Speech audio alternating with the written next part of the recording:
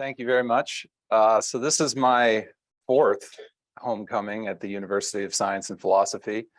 4 is an interesting number because it's kind of the amplitude of Walter's wave.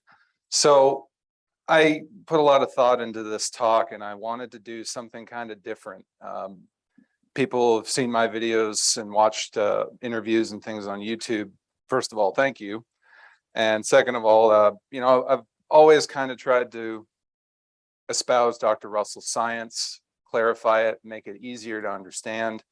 But this one, I kind of wanted to have fun a little more with kind of going beyond and some of the thoughts that I've had. I'm not sure if anybody who's been interested in Walter's science and science fiction have ever wondered, hey, can we take Walter's science and maybe do something really radically different, like travel through time or create gravity or unlimited energy? And so having gone into these things and investigating it, there was this curiosity I had about time and time travel and how that could possibly work in a mind wave universe. So this talk is going to be kind of me telling you a story, but it's like 2 stories in one, and we're going to kind of do a reverse M. Night Shyamalan where you're going to know the twist at the beginning. But the story themselves are so incredible, and I'm going to try to attempt to weave them together in a way that makes sense. And in staying true to the theme of this conference, we're going to be talking a lot about the future and the future of humanity in particular. So these 2 stories are seemingly unrelated, and I say that because one of the stories I'm going to tell you was only published in English in 2016. So this story is not very well known in the English-speaking world, and unless you're a student of the Russells, you also wouldn't know too much about the details of Walter's illumination.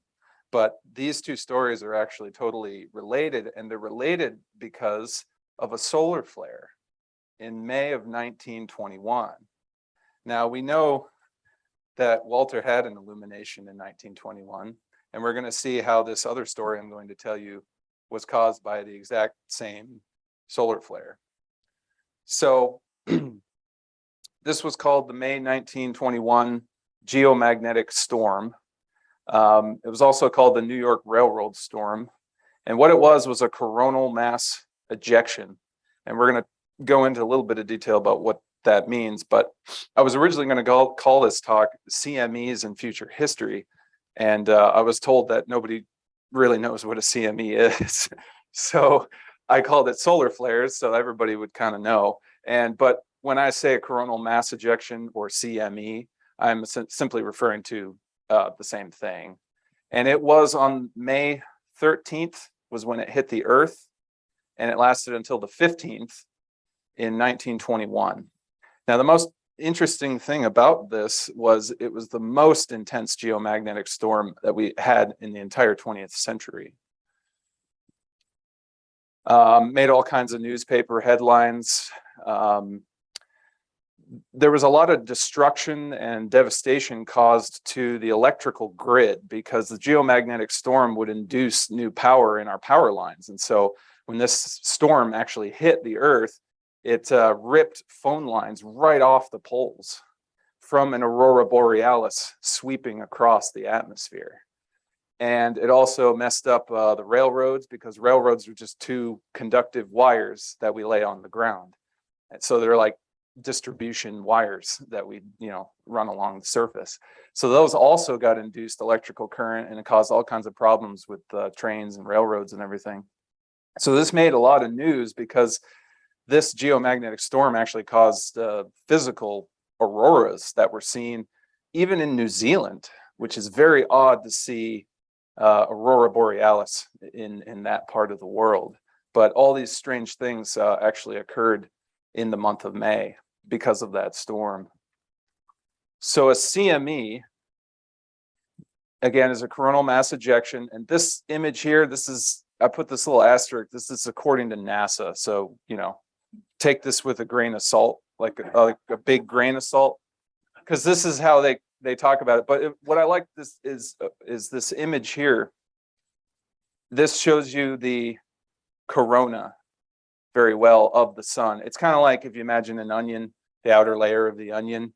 Well, the outer layer of the sun, right, is the corona. And funny enough, we all have been bored to death to hear about the coronavirus. And in the same way, they named it just simply because there was this outer shell where these little things stick out on the actual virus, but they call it a coronavirus for that same reason. It's just this refers to this little layer here of the corona sphere. Now, what happens, again, according to who you talk to, they'll tell you that, you know, there's this sunspot that develops, and then there's kind of this arcing of plasma in the corona. So it actually leaves the surface of the sun and extends out into that coronal radius, and it is basically blasted into space, kind of like, you know, an air can or something. It just blasts it right out into the solar system, and it travels through the 92 million miles of space, and it eventually will impact the Earth's magnetic field right here. And that's when we actually have the geomagnetic storm, because that is basically an interaction between the sun and the Earth, but it's only when it hits the Earth do we actually have the storm manifesting in the ways that that we see it. So now I'm going to talk about what NASA doesn't know, and the way they think about the sun is very different than the way Walter thought about it. Now, this image you'll recognize from the Universal One, and I always wondered, while I was doing the research of this talk, I wondered, did Walter put this in here, this solar mystery? There's actually two images. I'll show you the next one here. That's the second one, but this is the first one. And essentially, he dedicates 2 whole pages in the Universal One to what he calls the solar mystery. And we're going to see why he did that, because the solar flare, this particular one, was extremely important for Walter's illumination. It more or less kick-started the event of the major illumination. But what I want to point out here is that the sun actually breathes. And it breathes just like we do. It inhales and it exhales. It inhales at the poles at the top, and it exhales at the equator right there. And so on the Earth, we talk about the Tropic of Cancer and the Tropic of Capricorn, and it's like a belt that straddles the center of the Earth. Well, Walter tells us that, you know, all spherical masses have this belt, and it's where the poles going up and down actually interact with the east-west polarity here. And so he tells us that this is the breathing of the sun, and it explains the shifting of the sunspots with the changing of the magnetic bases and ecliptic planes. So these are the magnetic bases right here, and this is the ecliptic.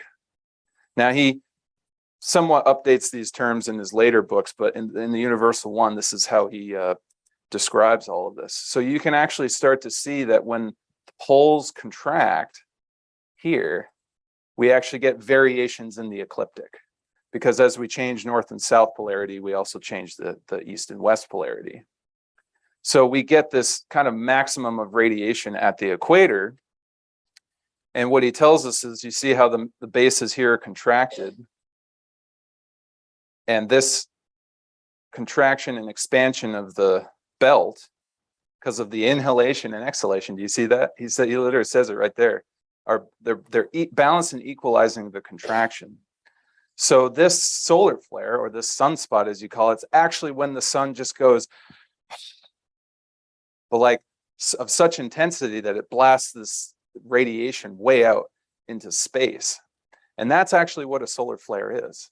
It doesn't have anything really to do with the plasma and electrons, excitation, and all that stuff that NASA thinks.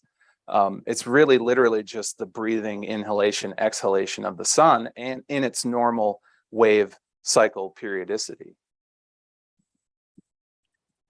So how many of you recognize this page? It's actually in the home study course. And what you're looking at is Walter is attempting to control his hand during his 39 day and night illumination. And what is coming to him during this period is the most profound poetry probably ever written, because this poetry in particular is the message of light. It's the divine Iliad. It's the message from God to mankind given through Walter Russell. So you can actually see, and I love this because you can actually see the difficulty of him trying to control his hand.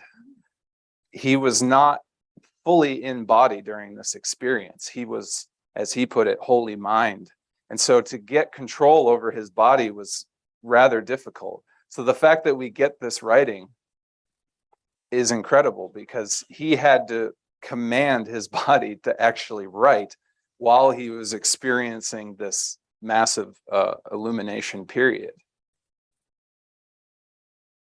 So he mentions this solar flare. Now, I have to mention that, you know, for years I've had access to the university archives, and I believe it was the homecoming in 2017, we got returned to us the handwritten pages of the Divine Iliad. This was the actual one that he wrote out, and I've read the entire thing. It's not all of it's been published. So when you buy the Divine Iliad 1 and 2, you know, that's not the whole message. That's just the pieces that the Russells decided to release, you know, in that time frame. But the actual message of light contains a lot of information. A lot of it is predictions of the future. A lot of it is God telling Walter that you have a timetable at which you are to release this information. And I can tell you that he didn't follow that timetable exactly. He thought he could give it to science within 5 to 6 years and they would accept it. And he had to find out the hard way that God was right in telling him to wait, because he had to meet someone in 1947 who would balance his message and be able to give it to mankind in a balanced way. And who was that person he was to meet? So I have a few quotes here. Now, as far as I know, this is some of these things I'm going to be telling you, they've never been released publicly because these writings haven't been fully published. But he says, this is Walter in the Divine Iliad, as he's writing it. He goes, and the time of my anointing was in May of 1921, from the 10th night and in June until the 18th. So that's the 39 days and night.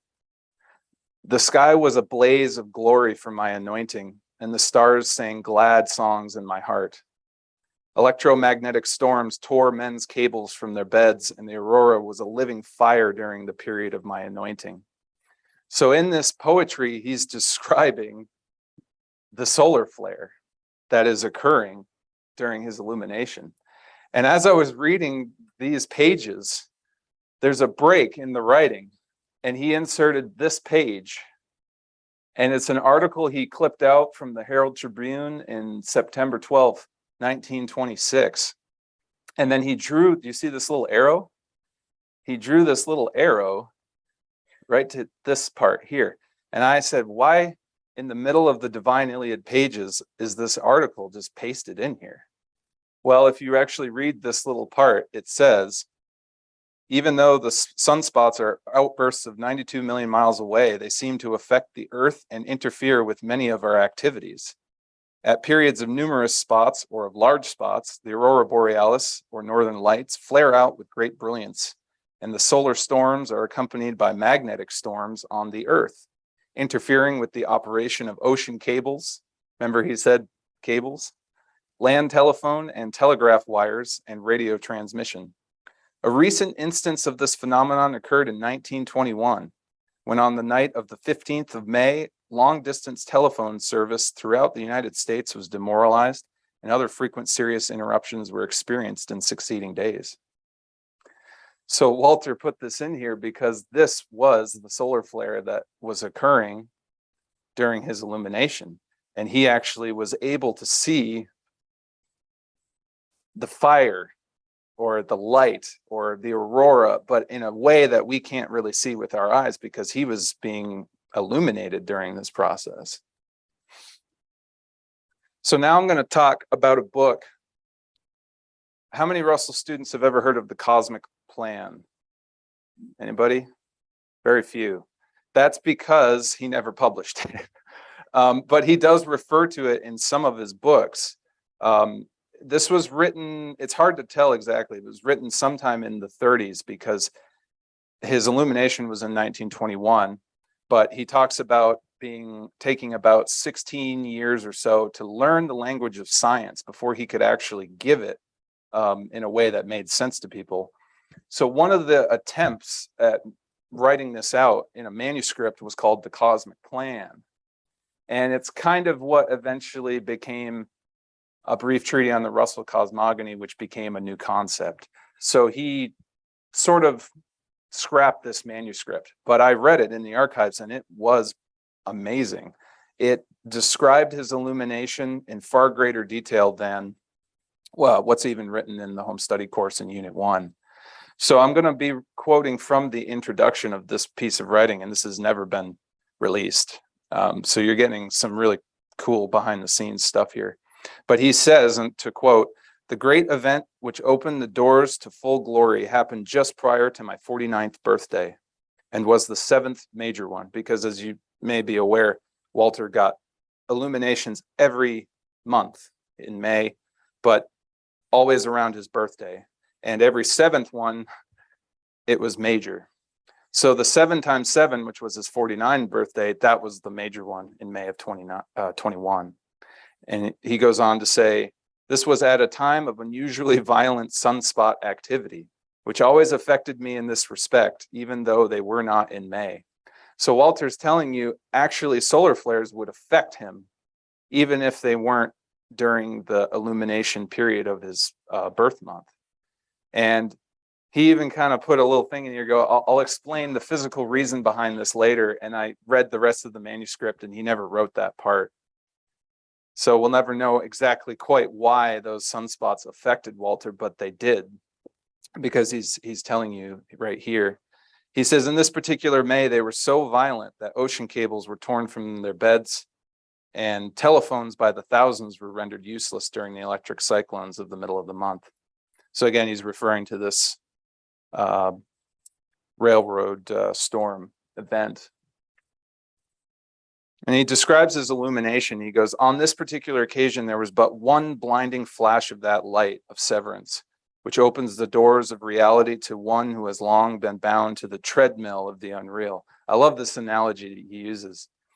"Then there was the ecstatic aftermath, which held me on that borderland, which lies between the two worlds of spirit and matter for 39 days of almost continuing consciousness night and day, even when my body sometimes slept." Now, I want you to remember this because Walter was awake for 39 days and nights, even though his body slept. He was conscious the entire experience.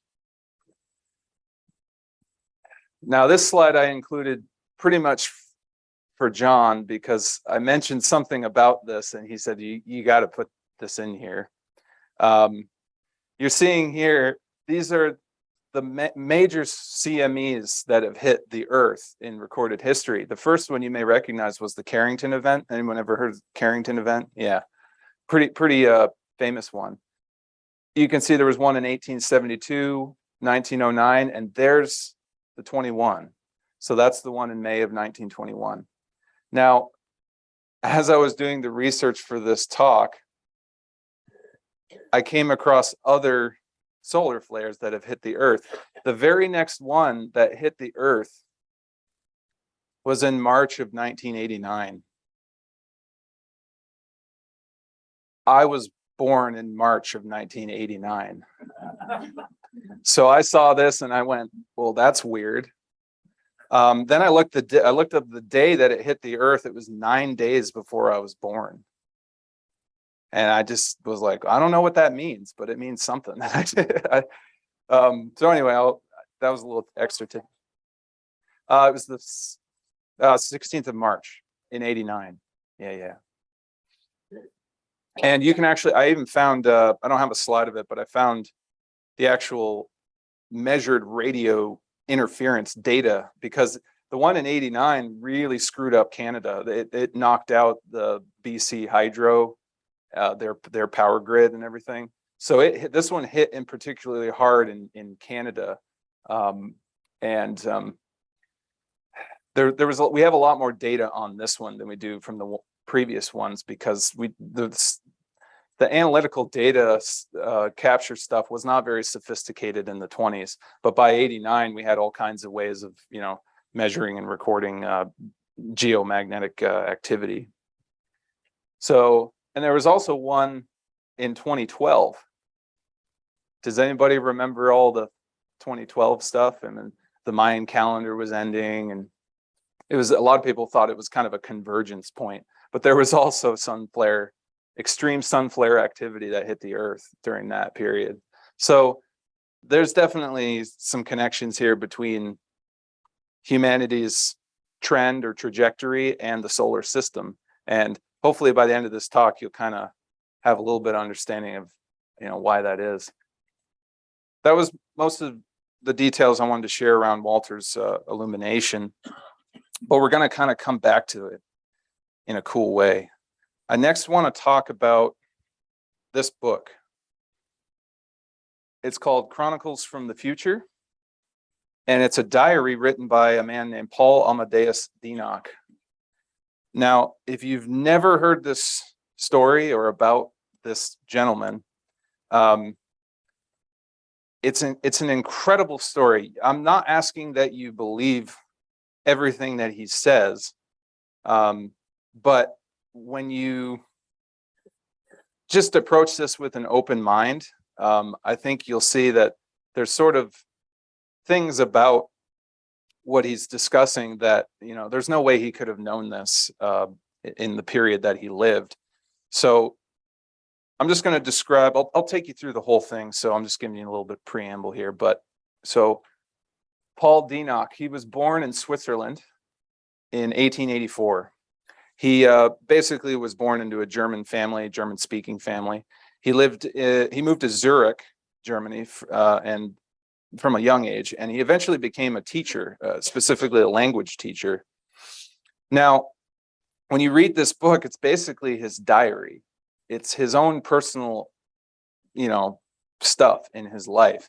And the whole first part of the book is basically him going on and on about his first love, which was a girl named Anna. And sadly, she was married to some other wealthy guy, and she tragically dies 2 years later from tuberculosis in 1909.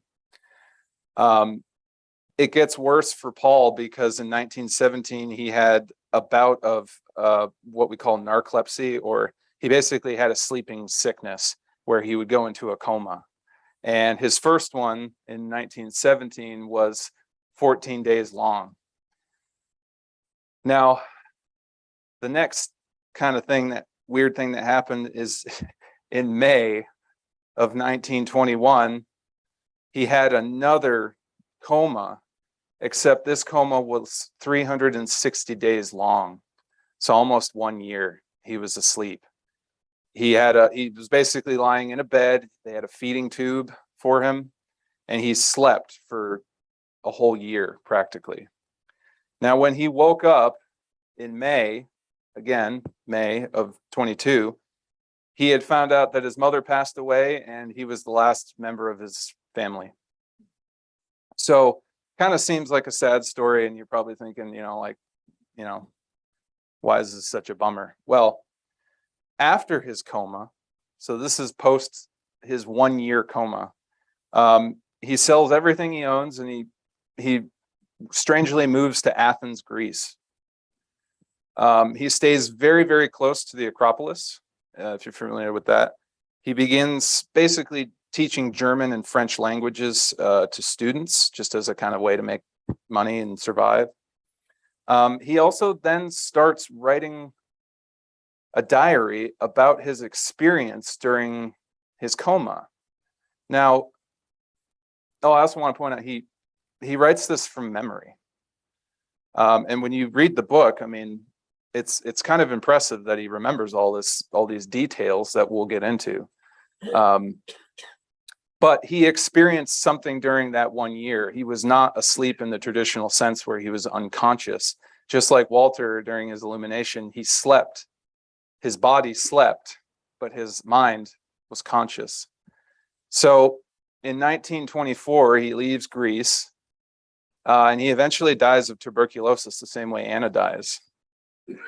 And prior to this, though, he leaves all 4 of his diaries to one of his students named George Papahatsis. Now, the writings, and that's how the book survived, actually, is just because of this one student.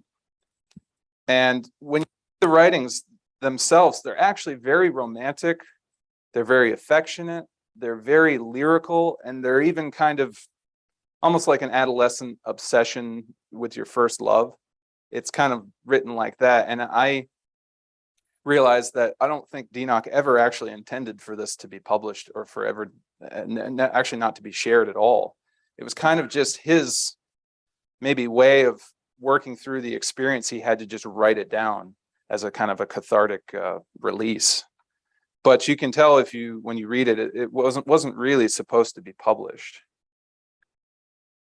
So this is Professor George Papahatsis, and he was given Dinock's manuscript before Dinock passes away. He was a student at the University of Athens, and he took private lessons with Paul Dinock. And George noticed that Dinock was kind of a sad fellow, but he had a kind of he mentions a kind of like twinkling in his eye, like he knew something. Maybe he knew what was going to happen in the future, kind of a thing. In 1924, as I mentioned, he was given the 4 manuscripts, and they were in German. They were written in Dinock's native language. And he basically gave the manuscripts to George so that he had something to practice translating. And that's all it really was. He just basically said, I'm going to, leave and go die of tuberculosis. So here's my diary. And just translate it, just so you have some raw material to just practice with. 2 of the diaries were just, as I said, kind of his love affection with Anna. But the other 2 diaries were very unique. They describe an experience of traveling over almost 2,000 years into our future. So George is translating this starting in 1926, same year that the Universal One was published. And he concluded the translations in 1940.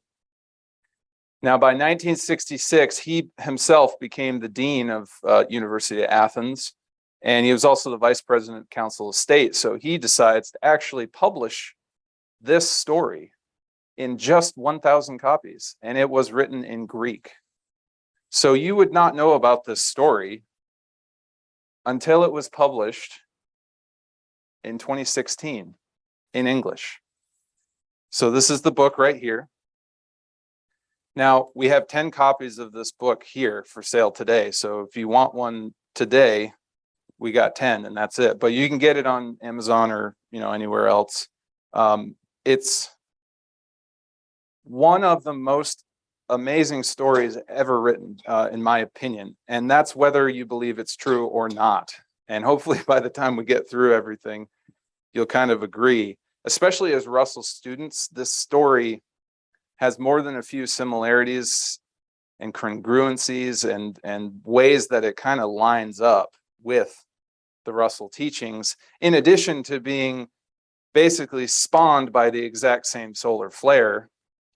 The same solar flare that causes Walter's illumination causes Dinock to slip into a coma for an entire year.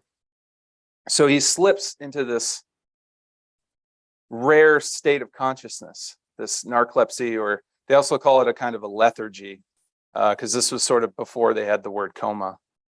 And when he recovered, he remembered memories of another person. And it was actually, we'll find out later, it was actually his future incarnation. This other person, his personality, was a physicist named Andreas Northam, who lived in the year 3905 AD. So that's almost 2,000 years from now. So Andreas actually suffers an accident and effectively dies, but he kind of miraculously recovers, accepting that his personality is no longer Andreas Northam. His personality is actually Paul Amadeus Dinock from the 20th century, who is actually Andreas's former past life. So in the year 3905 AD, Andreas Northam, he's operating what's called a Linson. And a Linson is a flying car. Now, some of these words that I'm showing you in blue, these are actual words that Dinock recalls learning from the future, when the language in the future is actually a mix of Anglo-Saxon and Scandinavian. So the words that they have in the future for things, they don't exist yet. So any of those words I put in blue for you, so you know that this refers to something that happens 2,000 years from now. So he's operating his flying car and he crashes it and he dies. They take him on the way to the Molson, which is their version of a hospital. But he dies, and Dinock's describing in the diary that they actually freeze the body cryogenically before they bring him, back to life with resuscitation. And he describes this as kind of like an advanced medicine that they have in the future to prevent the brain from dying and decaying, so that they can actually resuscitate you without brain damage. Now, how would Paul Dinock know in 1922 about cryogenic preservation of tissue?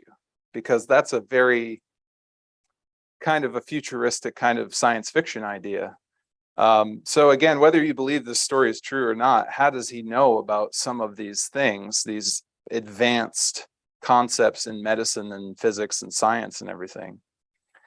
So when Northam, he kind of comes back to us, but he's very strange acting. He seems to kind of be an alien in a strange environment. He eventually recovers enough so he can go look in a mirror, and he almost has a panic attack. You can read his utter shock, because he looks in the mirror and he doesn't recognize himself. He's looking at the body of a totally different man. So when he speaks, because they try to communicate with him and say, what's going on? When he speaks, he's speaking in a language that nobody understands. And they bring in this specialized kind of linguist to try to interpret him. And they conclude from this that he's speaking an ancient German language from the 20th century. So what are his symptoms? Well, he can't recognize anybody that he knew. He speaks a language that nobody understands. He does not sleep for 360 days. So while Paul Dinock is actually constantly sleeping in the 20th century, Andreas Northam is constantly awake, and he never sleeps. So they examine him and they say, well, we can't really fully explain what's going on here, but it probably has something to do with your near-death experience, because you died and you came back and you seem to be a totally different person. So they conclude that he has some form of a xenoglossy, which is when people channel or go into a mediumship kind of a space, they sometimes will speak in totally different foreign tongues. Sometimes it's nonsense gibberish, but other times it's actually a language that is just not comprehended. And so they kind of conclude that this must be some form of that, where he's channeling a totally different entity entirely. And it's actually himself, but just from a different time period.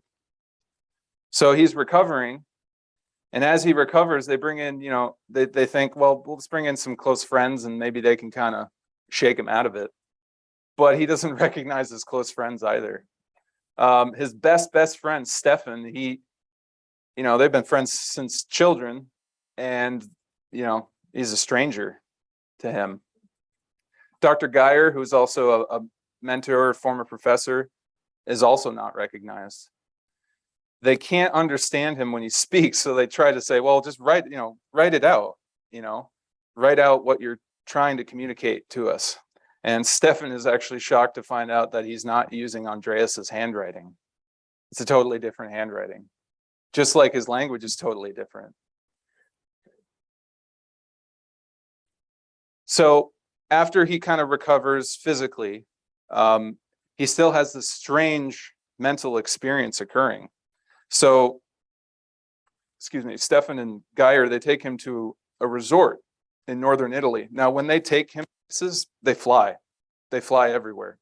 We'll talk a little bit more about that. But one of the most amazing things Dinock recalls is that he's astounded by their flying capability.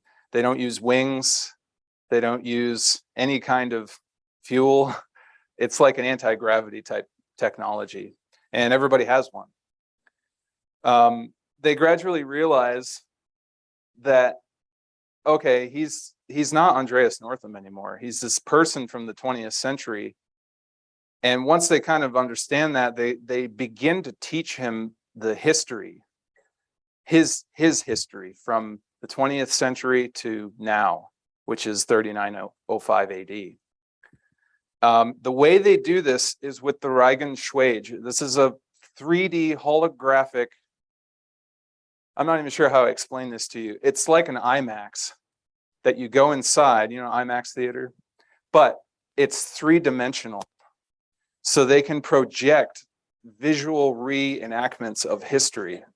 And Dinock describes this as astounding because it's like you get to live the history. It's not like reading it out of a textbook or a professor giving you a lecture. You actually get to stand in this 3D holographic chamber and be shown and be part of the history of what happened. So they use this Reincarnation to actually teach history and all kinds of things. And they even have like iPad versions, book versions that you can take home, and it will project in your home these images.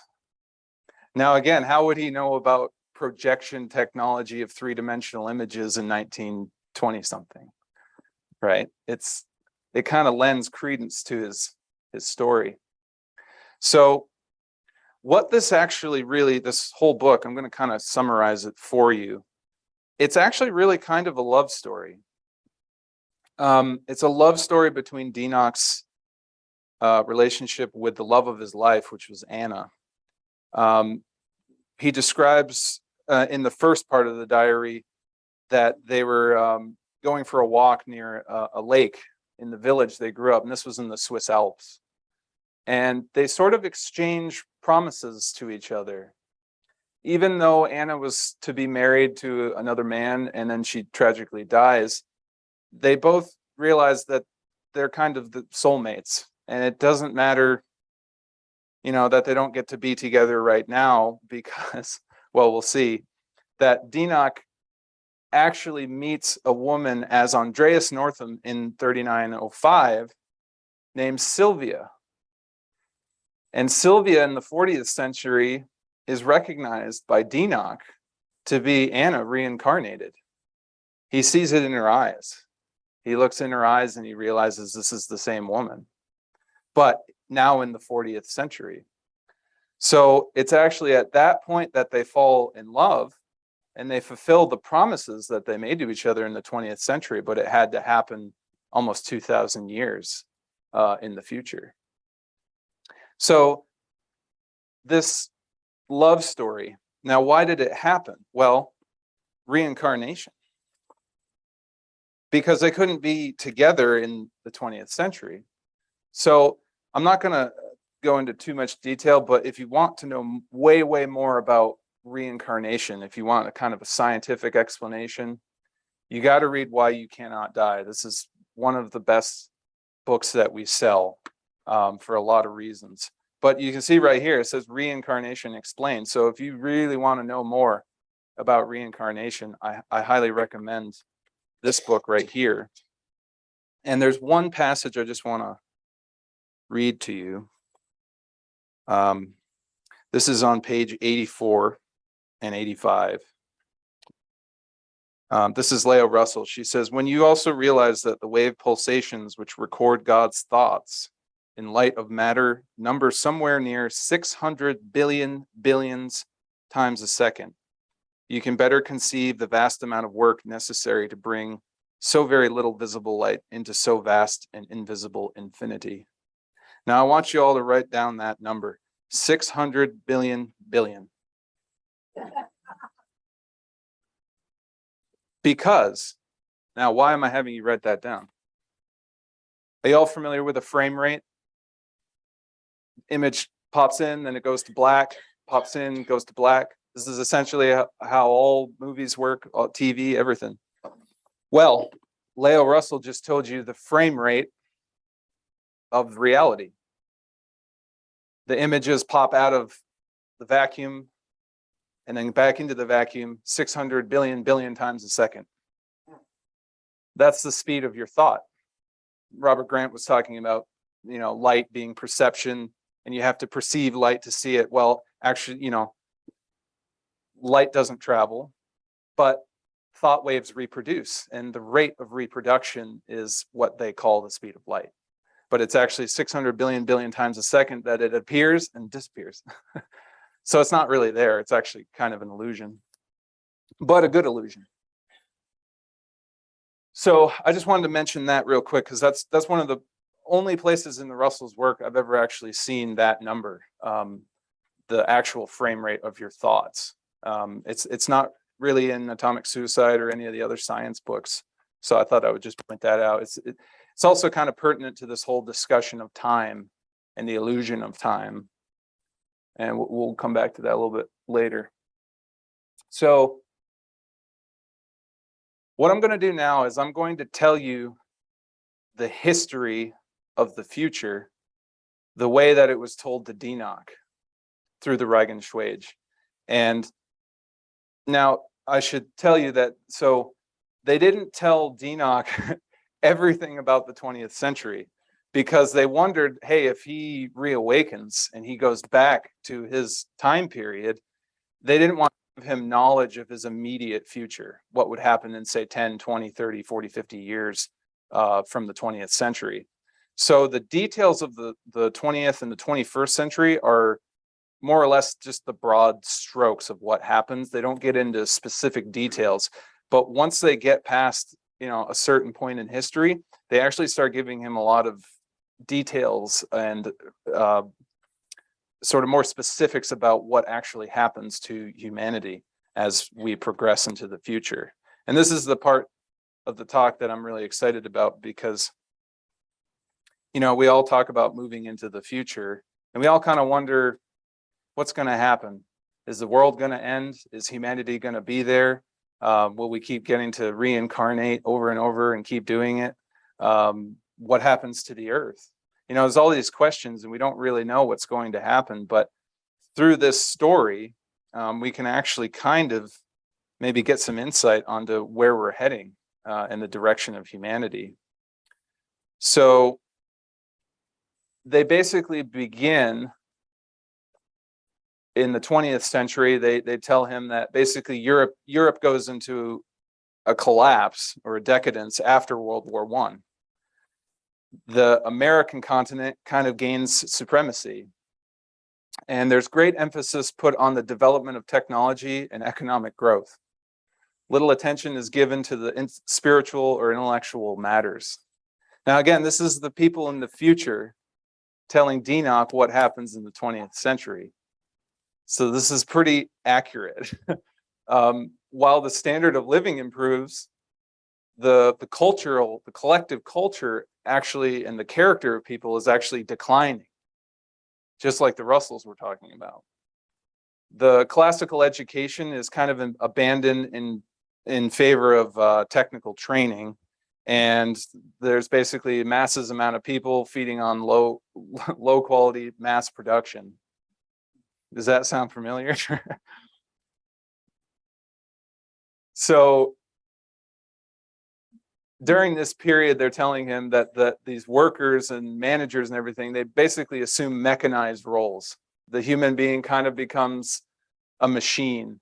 We just think of ourselves as technical robots, and we're degraded and kind of dehumanized. We don't value human life like we should, and we just believe in mechanization.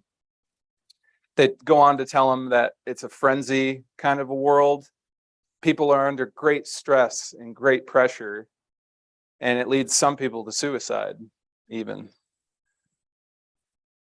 In this era, they tell them that totalitarian states, they fight over which social conditions or tendencies will govern a divided population. Does this sound familiar to anybody?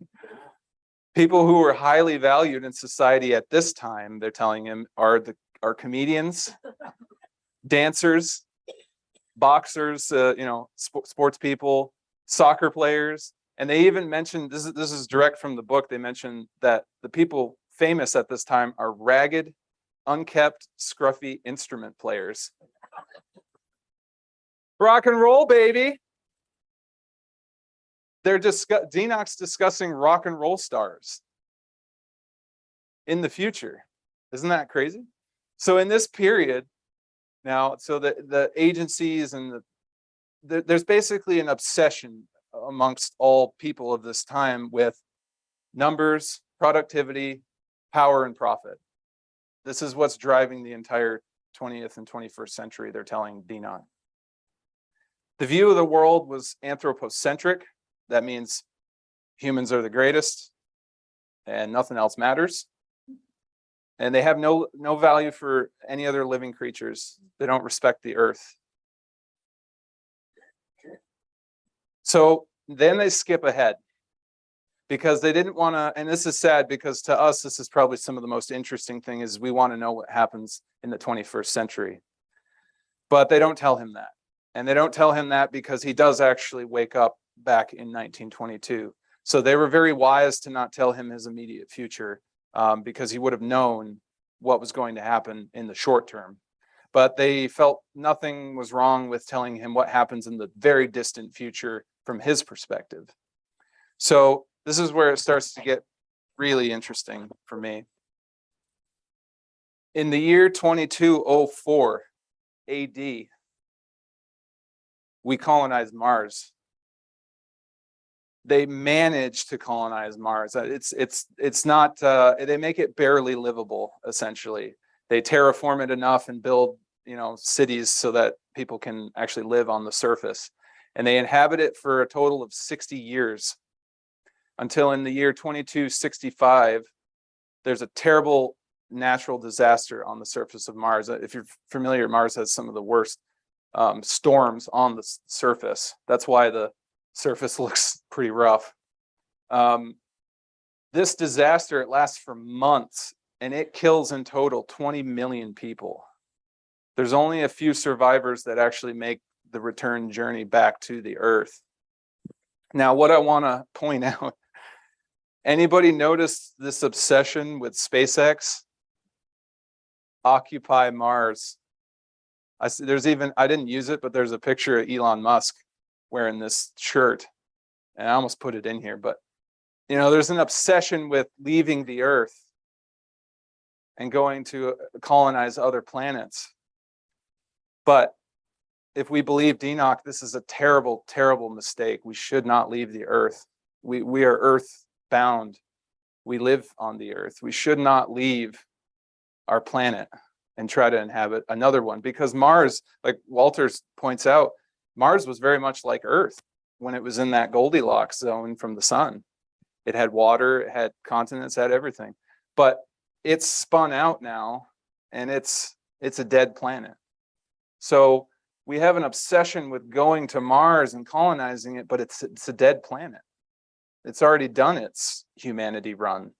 So the fact that we try to go here and live in an environment and dominate that environment, it's to our destruction. And I'll tell you, they essentially abandoned space travel after this. It's never attempted again. But silver lining, they make contact with extraterrestrial beings in the future. So we know for a fact that we're not alone in the universe. So space travel is not necessary for us because we've already garnered the knowledge that we need from space travel. So I'm going to keep going on, and this is all kind of in chronological order. So from 2265, let me see where I am. Yeah, so from 2265 onward, there's a nightmare of overpopulation, the likes of which we have not seen yet on the Earth. This overpopulation combined with deteriorating conditions, it leads to upheavals, it leads to wars, conflicts, unrest in general. These conditions worsen until there's essentially an all-out race war. Now, this book is The World Crisis. It's by Walter and Lao Russell. I believe this was published in 1956, if I'm not mistaken. 58. Sorry. So 58, this book was written. And if you have a copy of it, it's not published anymore, but if you have a copy, I highly recommend you read this book because you will actually understand that the Russells predicted this race war and why it happened. It was essentially races telling other races, there's too many of you, you need to stop reproducing. And this led to all kinds of animosity and it bred terrible distrust amongst different races of people. And it led to an all-out thermonuclear war. Now, I have to tell you, things are going to get worse for humanity, but they do get better. So stay with me. But it's going to get a lot worse before it gets any better. So in 2309 AD, that's 300 or so years in the future, there's a thermonuclear war that destroys most of Europe as we know it. There's only the Scandinavian and the Baltic countries actually survived this. Now, sadly, Dinock doesn't tell anything about what happens to the American continent in this, but we can kind of assume if a nuclear war takes out most of Europe, the whole planet's affected by that. So it would have caused all kinds of destruction to every other continent. The world population after this thermonuclear war, it's reduced by billions of people. And most of these continents, like I was saying, are affected by this thermonuclear war. So by 2320 and 2350, between this period of about 30 years, the people in the northern Scandinavian countries, they actually start to migrate and they begin repopulating Europe. And they start rebuilding with whoever's left. In 2394, they have a final European Constituent Assembly. This is kind of like putting a not really a government, but well, an assembly. That's probably the best word for it. It's a collective convergence. They begin to realize maybe we shouldn't nuke everybody, and maybe we shouldn't tell people that you can't reproduce either. And one race isn't more important than the other. So by 2395, they have a final world constituent assembly. And this is where things are going to start getting a lot better for humanity from this point, because that thermonuclear war, it was kind of the coming to the head of a lot of humanity's struggles and pain and suffering. And it kind of all we got it out of our system after that war. And now we begin to rebuild humanity. And this is where it really starts to get beautiful, because what happens is they actually restart the calendar. So in the year 2396 AD, they renumber that. It's year 1 now. They just start the calendar back at year 1. They establish a global Retstat. And this Retstat is kind of like a commonwealth. And this is appropriate because we have a commonwealth in Virginia with law and order. There's an end of this prehistory, and there's a beginning of this new historical era for humanity. there's a really cool politician named John Tering at this time, and thanks to him, he's actually a politician, but thanks to him, he's sort of very charismatic, and he gets a lot of people excited, and he kind of gets pretty much everybody on the same page that we were totally barbaric in the prehistory. And it's exactly what the Russells say, because Walter Russell was sort of famous for saying that we're still barbarians even today. This, as long as man is killing man, we're barbarians, and it's that simple. So he sort of convinces everybody that, you know, this period that we're in right now it's based on greed, profit, and subjugating other people. And they all, in the future, they kind of laugh at this because they realize that it just leads to total destruction of the human race. So this John Tering, he actually sets the ground for this peaceful era, and he terminates human conflict, which is the Pax Osemeniaca Teringa. I'm not sure I'm even pronouncing these words right, because it's not a language that exists yet. Oh yeah, so they have a universal language now, and it's like a mix of Anglo-Saxon and Scandinavian. So it's basically whoever was left after the war, they kind of mingled the language into a universal tongue, and it's basically a mix of English and Scandinavian. That's the language that they're all speaking to Dinock in, by the way. And he learns their words, he learns names of people. He even there's lists and lists in this book of names of people who aren't even born yet. Famous people, like one of their most famous poets is a man named Larson. And he writes some of the most beautiful poetry that is extremely revered. Just like Walter writes beautiful poetry that we all revere, but they have poets in the future as well, and they sort of become the rock stars, or the people we idolize, the great artistic contributors. So I'm going to show you now, as we go along, I'm going to give you the old year, the old conventional calendar year, but I'm also going to give you this is how they describe it. In 2596 would be their year 200. So in the year 200 of their calendar, there is no government now. The scientists, the top scientists of the world, are the world leaders. And they're responsible for all the government global actions that are taken. And this John Tering I mentioned, he is the last politician ever. And isn't that amazing? No politics. It's gone. It's all gone. We don't need it anymore. So by 427, their year, it's 2823, they achieve adequacy. That's what they call it. But it's basically there's enough for everybody.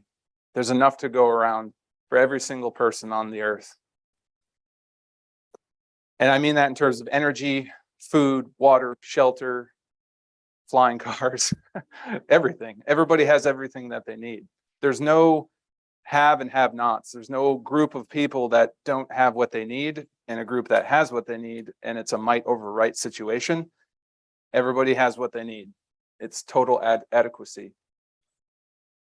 By 2846, there's a major city called Norfor, and that city operates as a kind of a beacon. It's a global spiritual life center. If you go out to the mezzanine here, you'll see paintings of Walter's. What he wanted to build was a Christ of the Blue Ridge that could be seen from miles away, and it was to be a spiritual life center, a place where you can go investigate your spirituality without any kind of, qualms or any restrictions, and study science, art, nature, what have you. And that's what this Norfor becomes. And they actually fly Dinock to Norfor, and he spends a lot of time at this particular city. By their year 498, they build the Rosernest Dal, and that's the Valley of Roses. Now, I know that doesn't mean anything yet, but by the end of this, you'll understand the significance of that. This Valley of Roses plays a huge part in the future of humanity. So now it's there. I'm going to skip forward to 3000 to 3200 AD. That's their 7th and 9th century. There's a new renaissance in spiritual values, and it's a golden age for arts and spiritual unfolding. This is a really great period for us. It's like the Renaissance all over again. There's this rebirth of spirituality and artistic expression. In year 911, which is 3307 AD, this fella named Alexis Volkey was born. Now, why am I mentioning this, and why are they telling Dinock about this guy Alexis Volkey? Well, in the year 986, so when Alexis Volkey is 70 years old, on the September 6th, and that's our calendar, so that's the date, from our perspective. On September 6th in 986, their year, Volkey is struck by instant enlightenment. It's called the Nebelwirch, and he survives this experience. And after this point, there's a new antenna of human perception is added to our brains. It's an actual morphological, physical change in the human being. And it's now given the term the Oversensens, which is their word for supervision. This day, they went back and they made this day the first day of the Nye Epoch, which is the new era. So the day that this guy was illuminated was the beginning of their new era. It's a new era for humanity. And we're going to go deep into the Nebelwirch because it's essentially Walter Russell's illumination. Again, it just happens to a different person. So 2396 to 3382, that's now the ancient period for them, because we're so far into the future now that this future stuff to us is their past. So it's their ancient period of history, which is the Gamma Epoch. So from 3382 on, the Volkic preaching, which is the preaching of Alexis Volkey, it becomes the global consensus. And it begins this new era of mankind. And we cease to become, we cease to be Homo sapiens. We become Homo occidentalis novus, the new human. And we succeed Homo sapiens. So we actually, we evolve. So I mentioned the Valley of the Blue Roses. So the first in, let's see, this is 1086. So this is 3482 AD. This is when a blue rose, there's this fellow named Rudolf. He's a master gardener and also kind of like a scientist. He makes a rose that radiates blue light at the Rosernest Dahl. It's a masterpiece, and it's what this building is. It's a possibility. It's an inspiration. It serves as a kind of a guidepost for humanity that we don't have everything figured out, but we can still be in awe of the mysterious. We can still be enraptured and enthralled with what we don't know yet. And that's what the blue rose symbolizes, because it actually radiates blue light. Very strange. And most flowers don't radiate light. So 3905 to 3906, now we're in the period where Andreas Northam is alive, and he writes his diary in this period. Okay. So he will have these memories of being a man from the 20th century, and he will assume the personality of Andreas Northam for 12 months before he finally lies down for the last time at the age of 29. So Andreas Northam had actually already died in his accident, but he gets to live as Paul Dinock, inhabiting his body for an additional 12 months before he finally lays his body down for final rest. And that's the future history as it was given to Dinock. So now I'm going to go into a little more detail about what was life like, because he got to live for 12 months in this fantastic future world. So he gets to kind of give you some insights on what life is like in that period. So basically, they have a mandatory duty service that you do for 2 years, from 17 to 19 years of age. And you do whatever work is necessary. It's kind of a common, for the good of all. Some people work in the Glothners, which are these huge cities. Some people work in agriculture. It's basically whatever they need you to do, and you have to do it for 2 years. You can't get out of it. But good news is once you're done, you become a civs, and a civs are free to do whatever they want. You are absolutely free after your 2 years of service to live your life as you see fit, and everything's provided for you. The choice to contribute to society is actually yours. You can give more and be given back more, as is the law, or you can just have what you need and exist, and you don't have to contribute more. But everything is provided for everybody. There's no lack of abundance. The more you give back, though, the higher in the status of civilization that you become. So it's like, trying to think of an analogy. In our world, doctors and lawyers and stuff, people who make a lot of money, we kind of elevate them and they're higher up in society. Well, the more you contribute to spirituality and art and science, that is what elevates you in their society. It's your contribution to the whole. So again, the idols in this time, it's not the rock and rollers, it's not the podcasters, it's not Joe Rogan. It's at this time, they value the spiritual leaders, the poets, the artists, the gardeners, the geniuses of science, those of great intellectual contribution to the whole. Those are the celebrities, the people who make the biggest impact and change. Humanity in total kind of drops this whole, I'm going to worship idols, and they're kind of done with that. They only really respect the ones who add to the whole of humanity, which I think is really beautiful. Walter Russell would have been extremely well known in this period. He would not have been suppressed, and as little people know about him as they do today. So let's talk about their economy. There's no private ownership. You don't own anything yourself. If you, they have communication devices that Dinock describes that are very similar to our iPhones. And if yours breaks or whatever, or gets damaged or lost or whatever, they just give you a new one. And it doesn't cost anything because there's more than enough for everybody. So nobody really has private ownership of anything. It's just there's enough for everyone.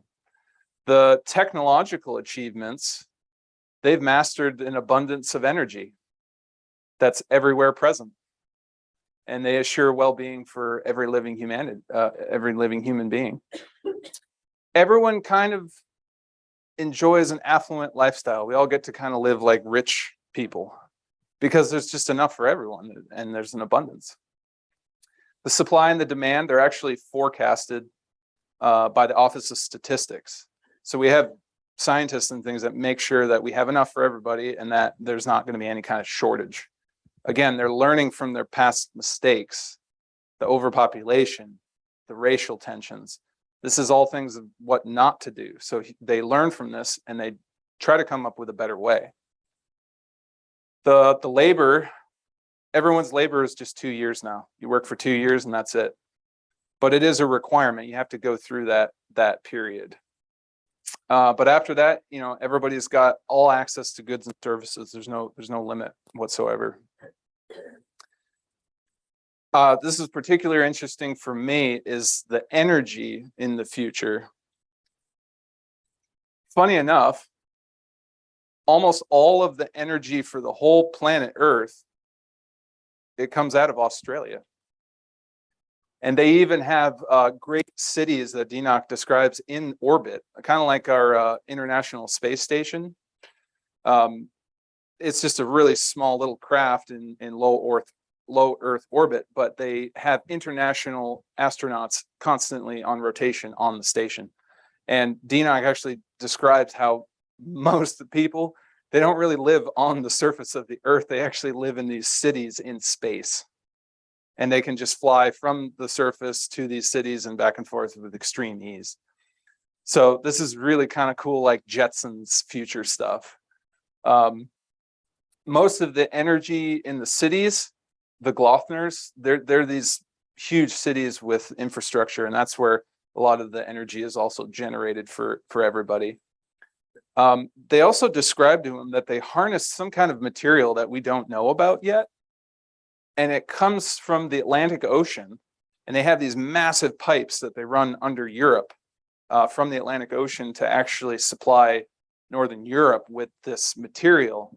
And if we know anything about water, there's tremendous energy locked up in water that they seem to be able to harness in the future for whatever need that they see fit. And they can use this energy in numerous ways. They also utilize what we would call just renewable energy, stuff that's there in the environment to collect, like hydro and things like that. So again, there's an abundance of energy, and once we have an abundance of energy, well, everything else is kind of an easy pickings. So their food, he describes, again, Dinock describes basically that they were altering food in a laboratory, genetic modification, genetically modified organisms. And they did this for a few centuries, but then they realized that there's a kind of a wisdom and a properness to traditional agriculture and livestock. So they actually kind of go back to this after abandoning genetically modifying. And there's probably lots of reasons for that. It was probably altering genetics of the human race and things like that. But there's basically now they've mastered energy, so they have mastered agriculture as well. Because once you have unlimited energy, it's real easy to do traditional agriculture. He also points out by the 40th century, the polar ice caps all melt. So there's no ice at the poles anymore by the 40th century.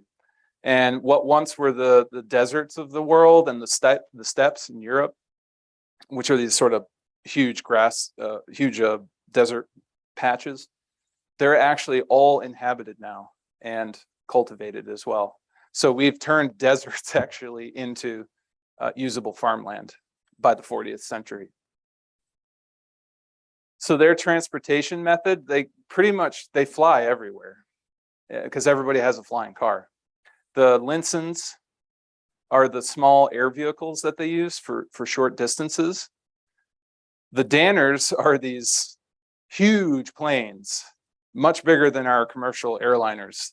They don't have any wings, and they can hold thousands of passengers and huge amounts of cargo. They fly intercontinental distances extremely fast. Dinock described the thrill of being aboard one of these crafts because it flies extremely fast. They can get from one continent to the other in a very short period of time.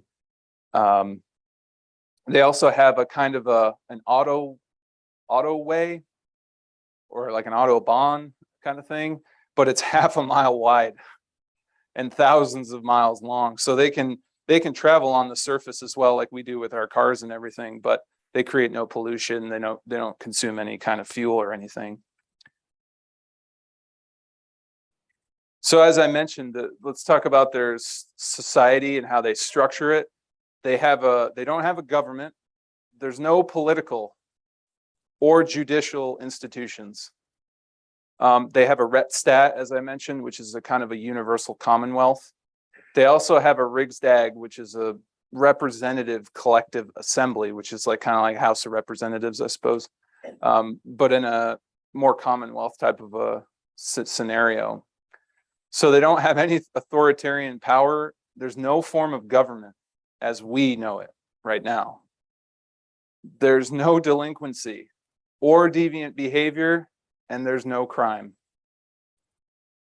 at all.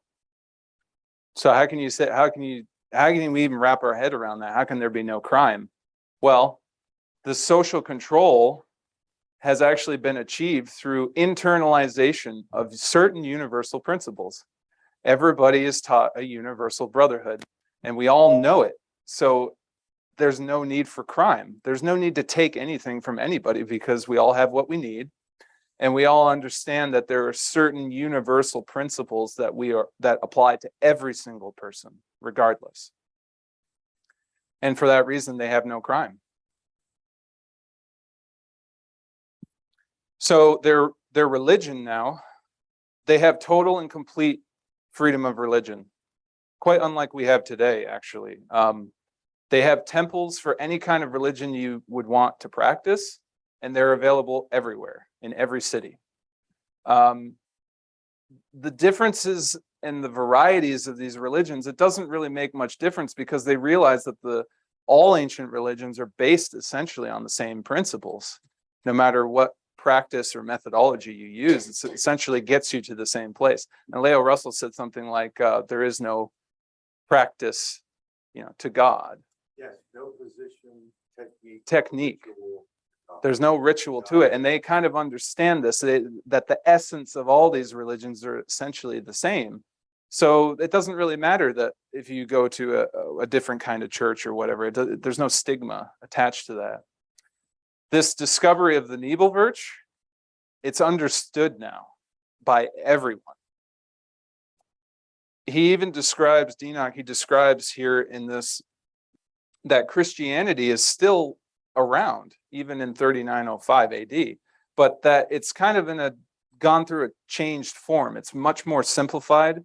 They sort of understand that the writings of the Bible and certain things, that they were somewhat altered, and they don't care for this. They want the essence of the message that Christ taught.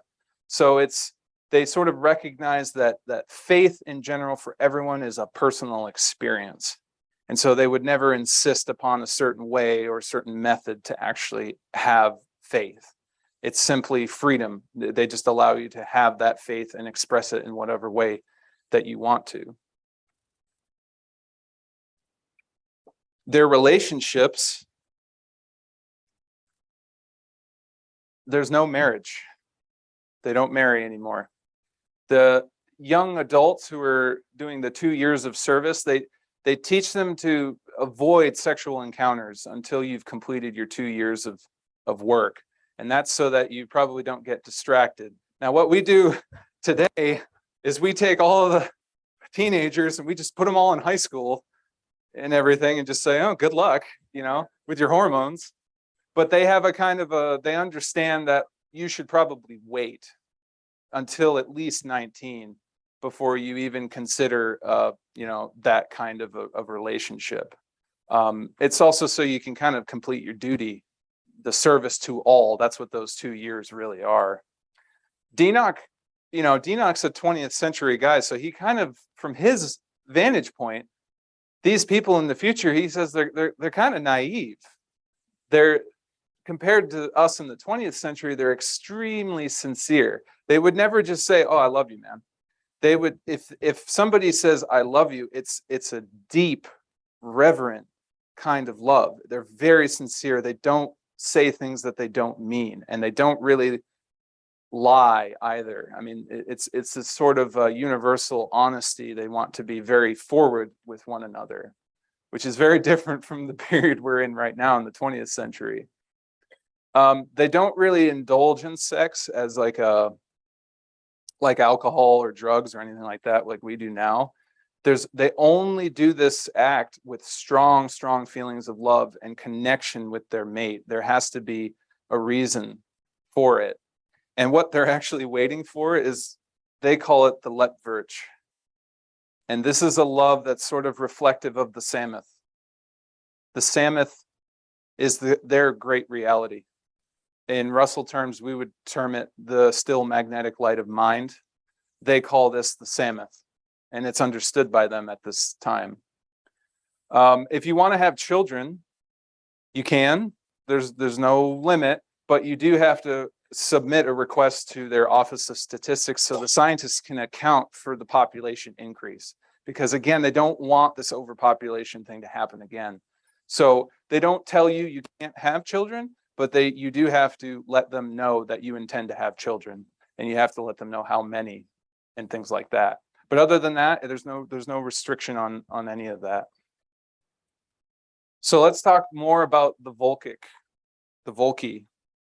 Alexis Volky, he was a practitioner at the Ederson Institute, and that's a future institute that doesn't exist yet, but he's meditating and meditating and meditating for almost 60 something years.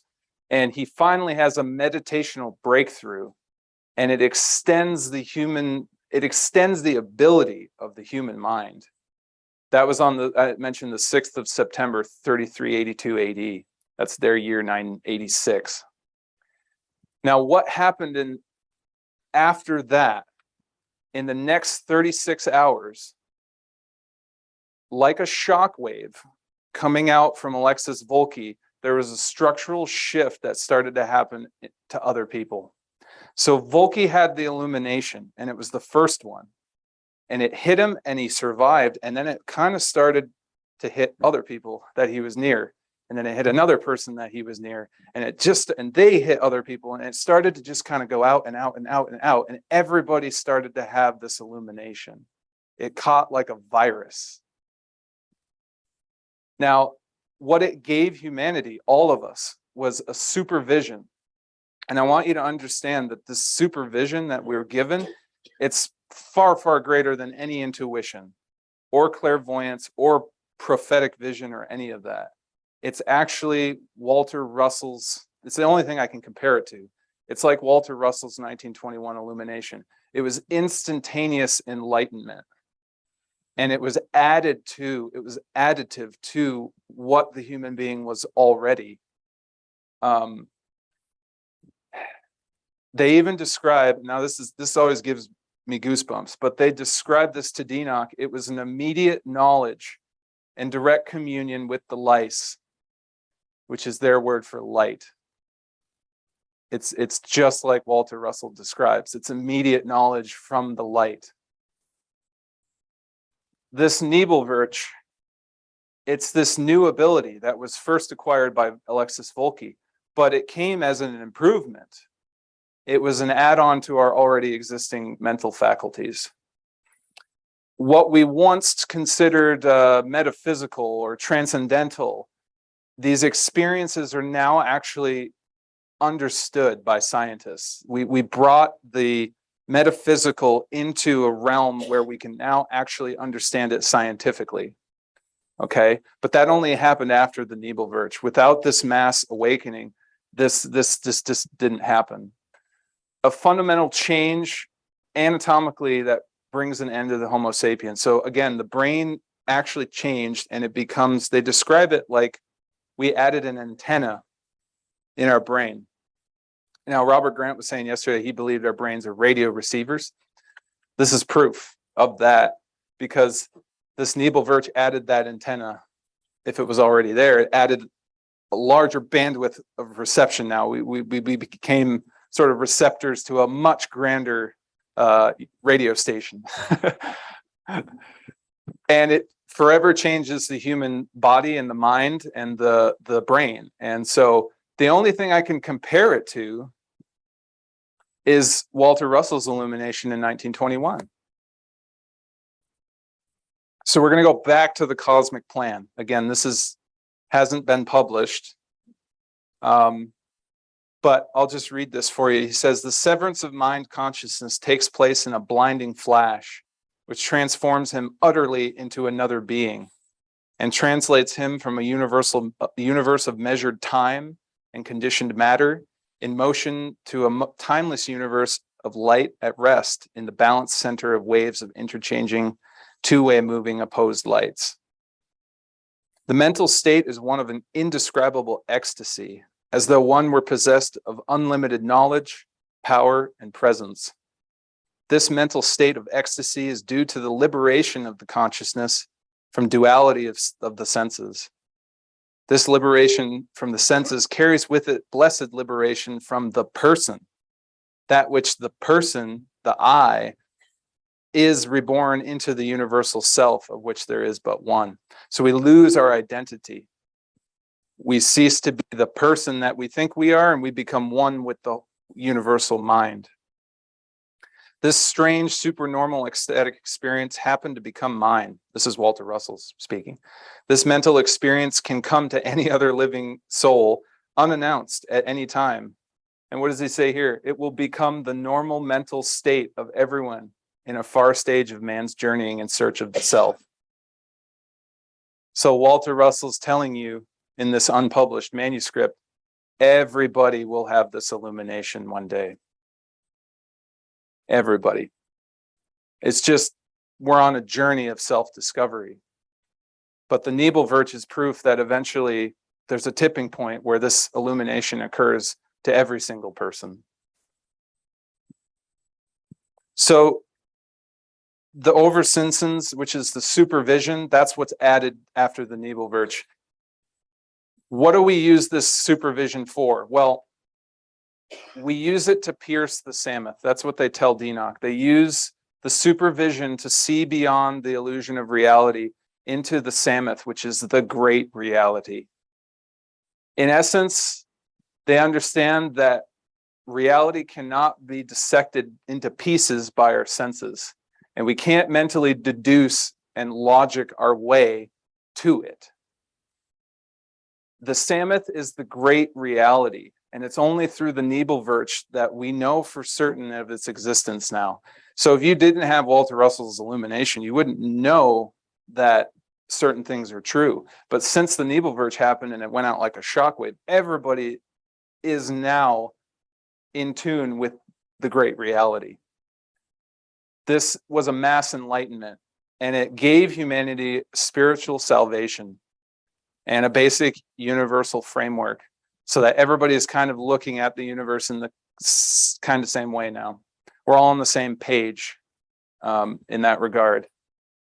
We accept as a society and species that there's a higher order to the world, and this kind of reductionist mechanistic viewpoint that we have today is abandoned. We don't go there again.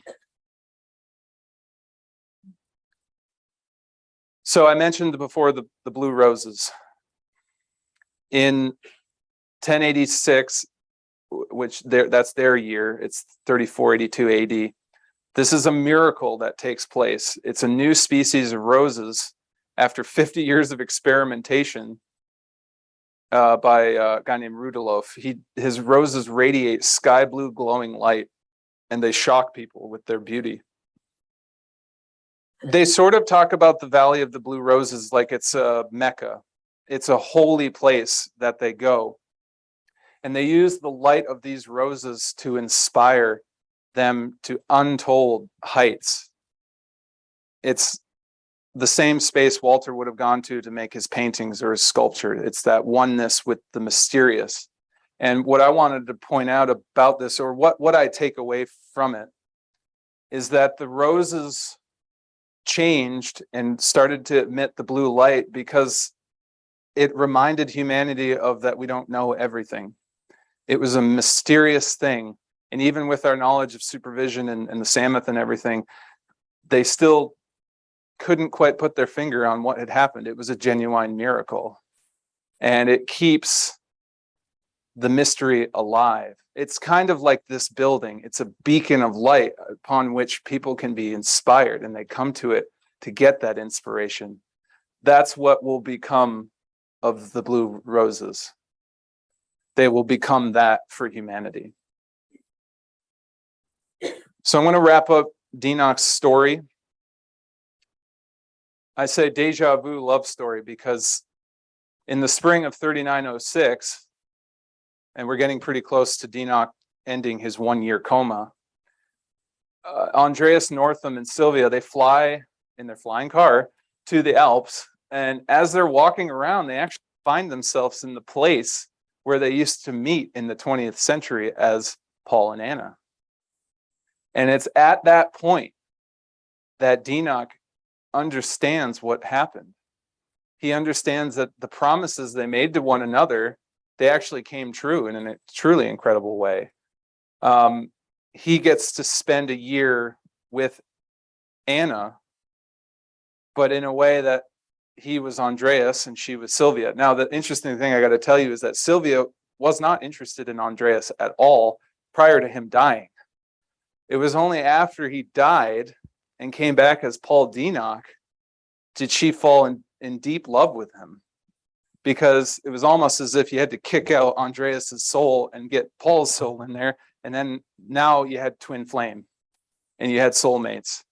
And Sylvia falls in love with Andreas, but only at that point. So he kind of understands, he understands that, oh, okay, so I'm in the future, and he understands why he was in the future. It was to compete. Okay. It was to complete his promise that they had made to each other. They couldn't be together in the 20th century, but they could be together in the 40th century. So God hooked them up.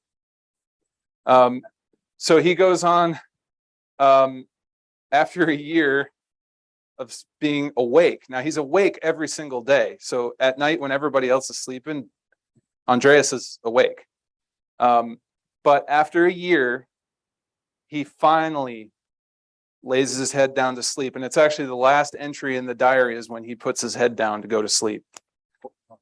And then he wakes up in the 20th century as Paul Dinock. Now he goes on to rewrite his diary from memory, word for word. He remembers all of it, the whole experience, even the language, the things he's seen, everything. It's all in the diary from memory. And that to me is one of the most amazing things about this, is that whether the story is true or not, how does he remember all of this stuff enough to rewrite the diary again? So the diary actually exists in two different timelines. The diary exists in our timeline because Dinock rewrote it in 1922. But the diary also exists in the year 3905 when Andreas writes it. But that hasn't happened yet.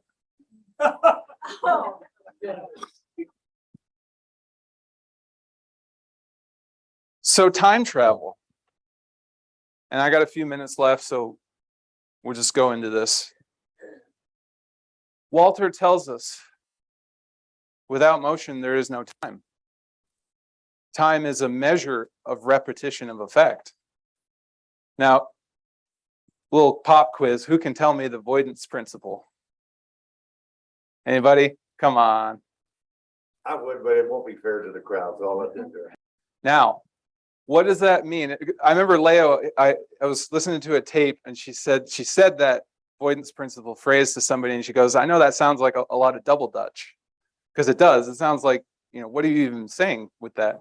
Well, what the avoidance principle really means is that everything that happens in an instant of time simultaneously unhappens.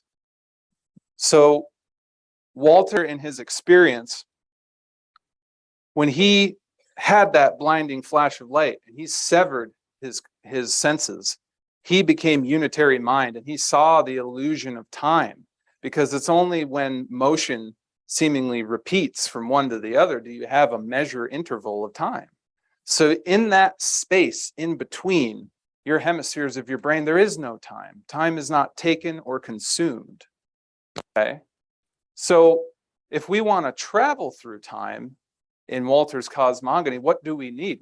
We used to think we need a time machine to bend space-time and Einsteinian and all that, make a Rosen bridge and all.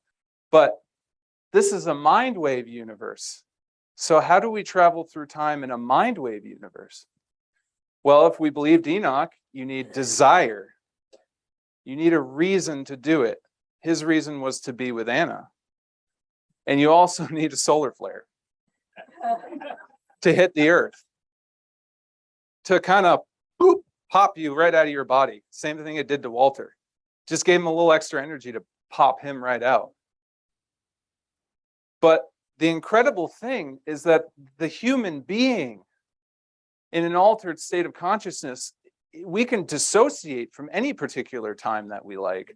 So the human mind is the time machine.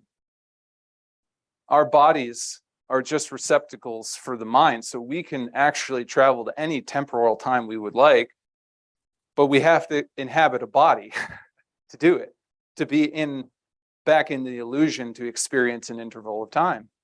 But in that timeless space of the illumination, there is no time. And so none of those rules apply, and we can actually travel to different states or periods of our history. So I'll just say finally that we create our universal experience. That includes the illusion of time. So we make that happen. And I just want to, final thought, this is one of my favorite, this is Solar Energy Series #1. It's basically Walter showing you the lenses and how the sun is compressed into visibility. And he has this quote right here in the corner, and I thought it was appropriate. He says, "Through the light of mind, man acquires all knowledge of idea. Through the light of the sun, man can acquire unlimited power to express his idea." So do you understand why the sun was important now? Because in the center of our sun, of our solar system, is every idea that has ever been expressed or will be expressed on Earth and on every other planet in our solar system. It all starts in that point of the sun. You, me, and everyone else. So I hope you understand now what this all has to do. And I tried my best to tell you a time travel love story in an entertaining way. So thank you very much. All right.